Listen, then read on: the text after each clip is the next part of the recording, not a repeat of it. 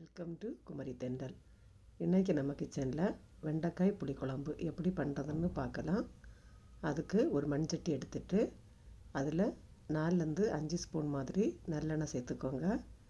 நல்லெண்ணெய் நல்லா சூடானதும் நான் ஒரு 10 மாதிரி வெண்டைக்காவை இந்த மாதிரி கட் பண்ணிவிட்டு எடுத்து வச்சிட்ருக்கிறேன். இதை இப்போ இதில் சேர்த்துடலாம். சேர்த்துட்டு இது கூட கொஞ்சமாக மஞ்சள் தூள், அப்புறமா கொஞ்சமாக உப்பு, இவ்வளவும் சேர்த்துட்டு வெண்டைக்காய் நல்லா வேகிறது வரைக்கும் நல்லா இதை வதக்கி எடுத்துடலாம். மிதமான தீயில் வச்சு இதை வதக்கி எடுத்துக்கலாம்.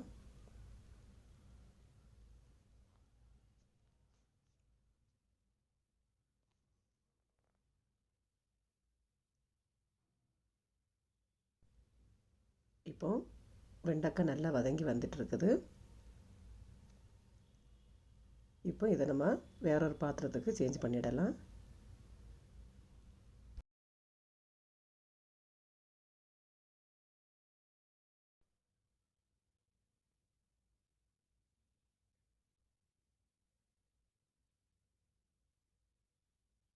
இப்போ இதே எண்ணெயில் கொஞ்சமாக வெந்தயம், அப்புறமா கொஞ்சமாக சீரகம், இவ்வளவும் சேர்த்துட்டு ஒரு 10லேருந்து 15 சின்ன வெங்காயத்தை முழுசாக அப்படியே சேர்த்துட்டு இது கூட கொஞ்சமாக கருவேப்பிலை, இவ்வளவும் சேர்த்ததுக்கப்புறமா வெங்காயம் நல்லா பொன்னிறமாக வதங்கி வரணும்.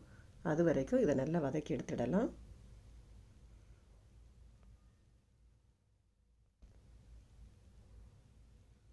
வெங்காயம் இந்த அளவுக்கு நல்லா வதங்கினதுக்கு அப்புறமா 1/2 ஸ்பூன் இஞ்சி பூண்டு விழுது சேர்த்துடலாம். சேர்த்துட்டு இந்த இஞ்சி பூண்டோட பச்சை வாசனை போகிறது வரைக்கும் இதை நல்லா வதக்கி எடுத்துடணும். இஞ்சி பூண்டோட பச்சை வாசனை போனதுக்கப்புறமா 2 மீடியம் சைஸ் தக்காளியை மிக்சியில் நல்லா அரைச்சிட்டு இதில் சேர்த்துக்கோங்க. இப்போ தக்காளி சேர்த்ததுக்கப்புறமா தக்காளியோட பச்சை வாசனை முழுவதுமாக போனோம். அது வரைக்கும் இதை நல்லா வதக்கி எடுத்துடலாம்.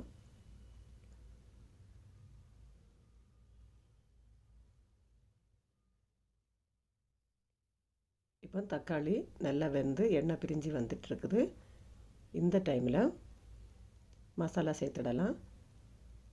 1/4 டீஸ்பூன் மஞ்சள் தூள், அப்புறமா 1 ஸ்பூன் மிளகாய்த்தூள், 1 ஸ்பூன் மல்லித்தூள், அப்புறமா 1/2 ஸ்பூன் சீரகத்தூள், இவ்வளவும் சேர்த்துட்டு இந்த மசாலாவோட பச்சை வாசனையெல்லாம் நல்லா போனோம். அது வரைக்கும் இதை நல்லா வதக்கி எடுத்துடலாம். ஒரு 2 நிமிஷத்துக்கு நல்லா இதை வதக்கி விட்டுக்கோங்க.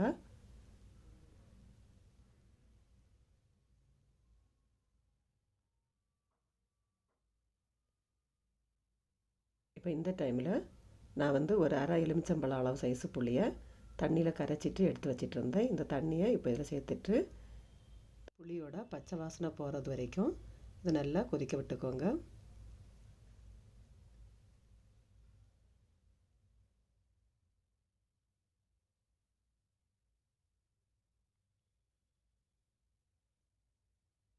புளியோட பச்சை வாசனை எல்லாம் போனதுக்கப்புறமா உங்களுக்கு கிரேவி எந்த அளவுக்கு வேணுமோ அந்த அளவுக்கு தண்ணியும் சேர்த்துட்டு நம்ம வதக்கி எடுத்து வச்சிட்டு இருந்தால் வெண்டைக்காயும் இதில் சேர்த்துக்கோங்க. அடுத்ததாக இதுக்கு தேவையான அளவு உப்பு அதையும் சேர்த்துட்டு இதை ஒரு வாட்டி நல்லா கலந்து விட்டதுக்கப்புறமா இது கொதிக்கட்டும்.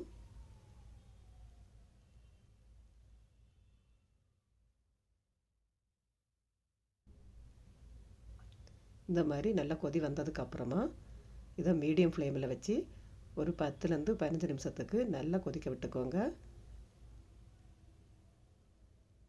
இப்போ 15 நிமிஷம் ஆனதுக்கப்புறமா ஓப்பன் பண்ணி பார்க்கலாம்.